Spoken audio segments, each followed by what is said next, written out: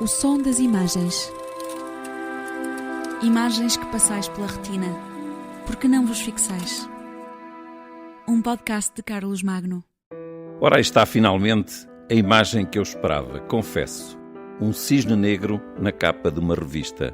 A síntese perfeita do que se está a passar hoje. A conjugação de uma série de fatores e fenómenos improváveis que veio dar à tragédia que vivemos. Vem na capa da revista Insurance News, mas já lá vamos.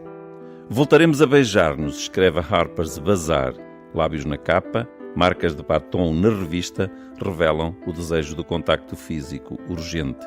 No L'Espresso, italiano, El Passaggio, a passagem, o muro branco e uma mulher como se fosse um fantasma que passou a parede. O tal muro invisível do vírus.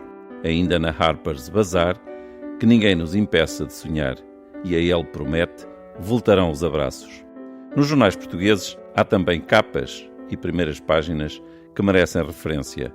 Por exemplo, o Expresso deu a capa da revista a uma lata de conserva com o grito de Munch. E o Público escreveu Diplomacia de máscaras, o novo negócio da China.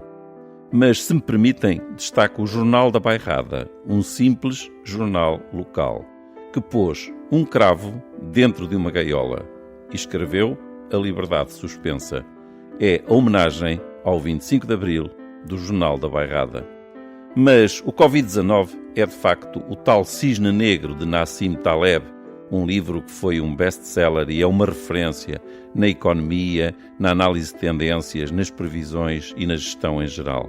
Nassim Taleb partiu do princípio que dizia que todos os cisnes eram brancos, até que os ingleses descobriram na Austrália um grupo de cisnes negros. E a teoria do cisne negro veio abalar completamente ideias estabelecidas sobre tudo o que acontece à face da Terra. Há sempre coisas que desconhecemos, há sempre conjugação de coisas improváveis que fazem com que estejamos hoje na situação em que estamos. A Vogue traz uma rosa vermelha, o nosso fio comum, e escreve sobre a criatividade em tempos de crise, que não é famosa. A mesma Vogue pergunta What's next, o que vem a seguir? E a Vogue Business, edição espanhola, põe pessoas a tocar às janelas, tocar música, e a tocar e a cantar na casa em frente. E depois escreve a solidariedade é liderada pelos músicos. Estar longe e sentir-nos perto é ainda um título da Vogue espanhola, que traz uma mulher à varanda, também em camisa de noite. No Washington Post, duas máscaras formam um globo, frente a frente, imprevisível. Estar longe faz-nos sentir tão próximos, comenta o wallpaper. A Beijing Review traz uma frase sintomática. Um novo começo. Não escreve recomeço, mas escreve começo e refere-se às viagens dos chineses pelo mundo. A Vanity Fair traz um título sintomático. Italiani Somo. Como quem diz, somos italianos. A bandeira italiana com uma fenda ferida na parte branca, à parte do meio, entre as listas verde e vermelha da bandeira. E Io sono Milano, também na Vanity Fair.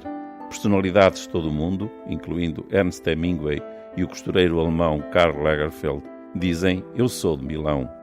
Na Esquire, volveremos a llenar las calles, assim, em espanhol. Voltaremos a encher as ruas.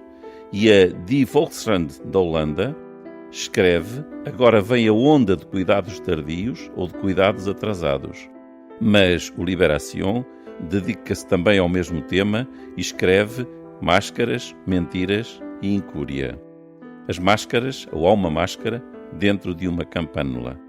No Libération vê-se um carro e a indicação sair pela esquerda. No L'Humanité, o amanhã começa hoje, ideias para um mundo diferente. Na revista Saint Louis aparecem as letras Together, dispersas pela capa, branca. Um grafismo que já vimos noutras geografias editoriais, mas para dar a ideia de que para formar palavras, para formar conjuntos, para fazer a resistência, é preciso que todos estejamos unidos, mas dispersos. O Süddeutsche Zeitung Magazine escreve Das Gut in der Welt, o que há de bom no mundo. Um homem solitário, no alto de um prédio, a contemplar a cidade vazia com os seus monumentos ao fundo. O wallpaper traz a estrutura de uma casa transparente de vidro pré-fabricada a ser transportada por um guindaste para cobrir um espaço da rua onde já está uma cadeira e uma mesa e uma estrutura urbana que vão ser metidas dentro dessa estrutura de vidro para quem ficar lá dentro ficar confinado, como se as casas do futuro não tivessem paredes e estivessem a olhar nostalgicamente para a rua. Na revista Atalanta há uma página negra com quadradinhos de frases a branco, o que podíamos ter feito e o que ainda cada um de nós pode fazer. No Charlie Hebdo, como não podia deixar de ser, rir, o medicamento que nos vai salvar. E o Der Spiegel analisa a falha da escola. Ainda no L'Espresso, uma imagem arrepiante. La cura e la pietà.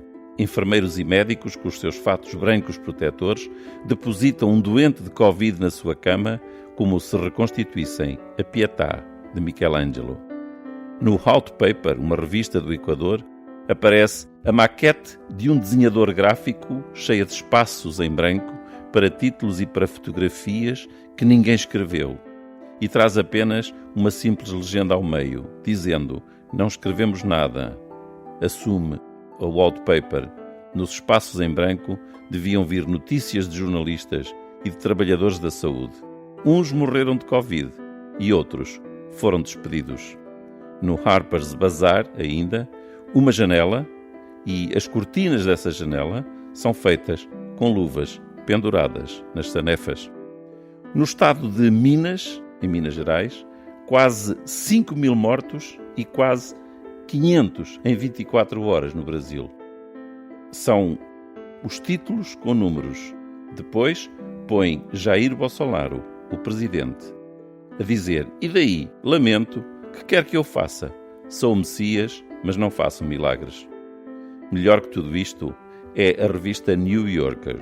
Monumentos, locais, ruas, fragmentos da cidade que nunca dorme, luzes nas janelas, a elegância ascética e uma espécie de cidade fantasma a cores numa imagem sem legendas, sem título, porque já não há palavras para ilustrar estas imagens que nos passam pela retina.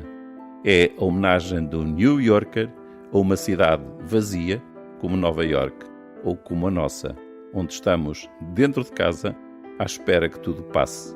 E o New Yorker traz um guia da cidade para quando todos pudermos voltar a sair à rua. O som das imagens. Um podcast de Carlos Magno.